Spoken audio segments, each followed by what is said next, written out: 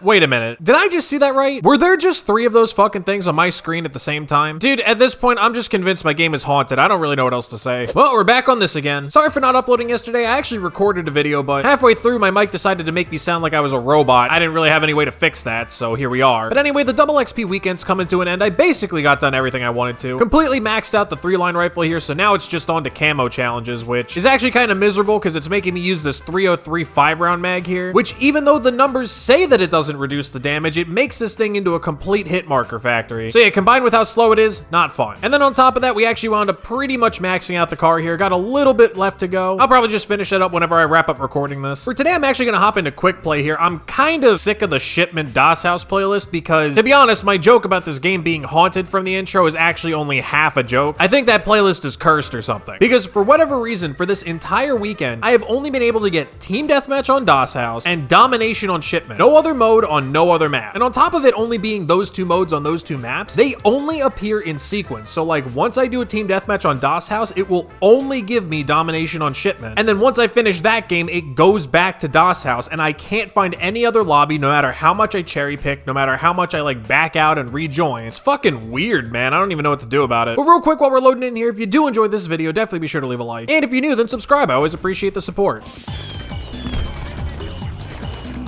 Oh my god, dude. Well, that wasn't exactly the best clip to open this video up with, but I was gonna make the point that now that I've swapped over to using the car, I've actually been having a lot more fun sniping.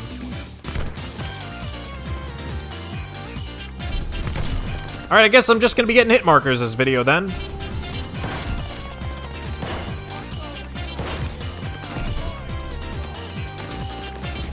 Good lord, can we not with the Giga Sweat, please? I'm just trying to chill. But yeah, I don't know if it's because I'm so used to using the absolute piece of fucking garbage that is the 3-line rifle in this game, but ever since I switched to the car, I've actually been having a much better time sniping. Like, I've been actually hitting little feeds here and there, nothing too crazy, but on the whole, I've been feeling a solid bit more competitive in general than I was when I was using the 3-line rifle. The hell? What? Were they spawning on top of me? Like, I'm so confused. Now, granted, I should add an addendum to what I just said. I'm having more fun. It doesn't mean I think that the car is balanced. It is definitely still underpowered, much like the rest of the sniper classes. It's just out of the 3, I would say it is the least underpowered. By a pretty significant margin, actually. Like, when I was using the 3-line, it felt like I was trying to play this game with both arms and a leg tied behind my back. Whereas now that I'm using the car, it's really more just like one arm. Maybe like a finger or 2 off the other arm or something like that.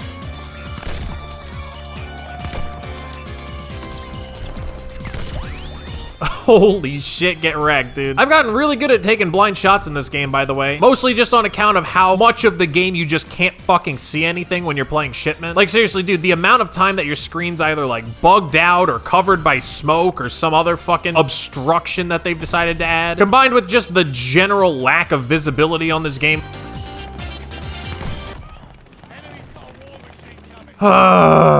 Sometimes it's just not your game, you know? Okay, that game might not have been so indicative, but I promise I have been having a lot more fun with the car. In general, the gun feels pretty good. To be honest, I actually really hope that whenever they add the PTRS, it's gonna feel more like the car than it does the other 2 snipers. Because it's not even like necessarily the power or the speed of the car, it's just, I don't know, the way it feels. Like the way it comes up to your eye, the way it just generally handles, the way the scope moves when you're like moving your reticle and stuff. I don't know, it just like feels smooth, you know what I mean? Like the 3-line rifle, for example, it just kind of feels clunky, you know? You know, even when you have like the best attachments possible and like you've coaxed all the speed you possibly can, all the handling you possibly can, it still just feels clunky, you know what I mean? But what I was saying with this thing was like, even in its most basic format with like 500 milliseconds of ADS or whatever, it still feels pretty decent in your hands, you know? And like the 1-shot radius on this thing, I mean, I guess it's kind of fair. I would love a little bit more leeway with the 1-shot range, but in the state that it's currently in, I can live with it. So anyway, now that I've got these maxed out, obviously the next step is going to be the camos. I already mentioned that this thing's being a pain in the ass, but I can't imagine the car is going to be too bad to finish up. And then we'll have diamond snipers, quick and easy. Now, as far as camos after the snipers, what I think I'm going to do is I'm going to start working on dark ether, but I'm going to do it a little bit differently than I did in Black Ops Cold War. Because for those of you who've been around long enough to remember, in Cold War, the reason I even started going for dark ether was I unlocked plague diamond snipers pretty much by accident, because I realized that the snipers were pretty good in zombies and leveling them up in that mode was actually really effective, and it was a good way to not have to deal with using them in multiplayer with no attachments. So I wound up unlocking the Plague Diamond almost completely accidentally. Get shit on you, fucking sweat, by the way. Jump at me again, bitch, see what happens.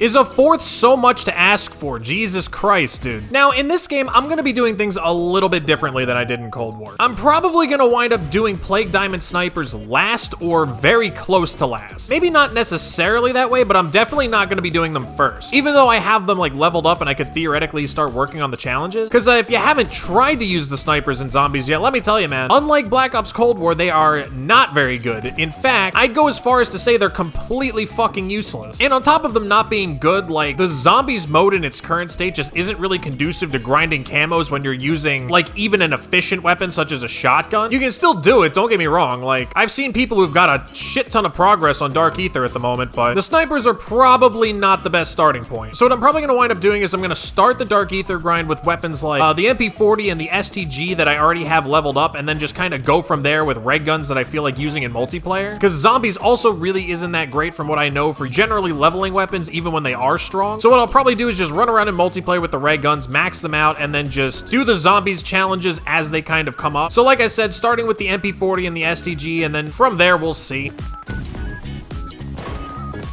Dude, what is it with my hit markers today, man?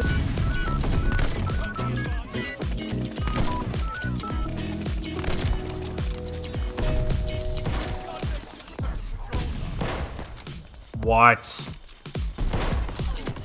Dude, I'm actually gonna throw the fuck up. So anyway, the point is we're gonna be starting the Dark Ether grind as soon as I'm done Diamond Snipers. It's just, I will not be starting with the snipers. And then my hope is that by the time I have like a decent amount of progress on Dark Ether done, hopefully by then we'll either have a round-based map or at the very least some kind of content that's more efficient for grinding out camo challenges in zombies that I can actually use the snipers in and get the camo challenges done in a decent amount of time, so I'm not gonna have to sit there for hours and hours in zombies using these dog shit sniper rifles.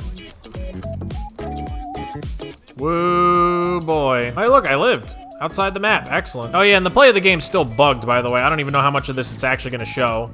Yeah, that was like at least 3 or 4 kills in that play, I'm pretty sure. Although I suppose actually having character models in the play of the game is probably an improvement, right? I somehow got most explosive eliminations despite not using explosives on this class. Interesting. Anyway, I'll probably wrap this one up here. Don't really have a whole lot to talk about at the moment. Like, the double XP's ending. I already gave my thoughts on the Ship House playlist and how fucking busted it is. To be fair though, I don't think Shipment on this game is necessarily a bad map. I think that it suffers from a lot of just the general gameplay problems this game has. I think once they do some stuff like nerf the shotguns, fix a couple of the kill streaks, maybe adjust thermite, that'd be nice. If they do some of that stuff, I think this will actually be a fun shipment. I'll probably play it. But as always, if you did enjoy this video, definitely be sure to leave a like and subscribe if you want to come back for more content. That's about it. I'll see you guys in the next one.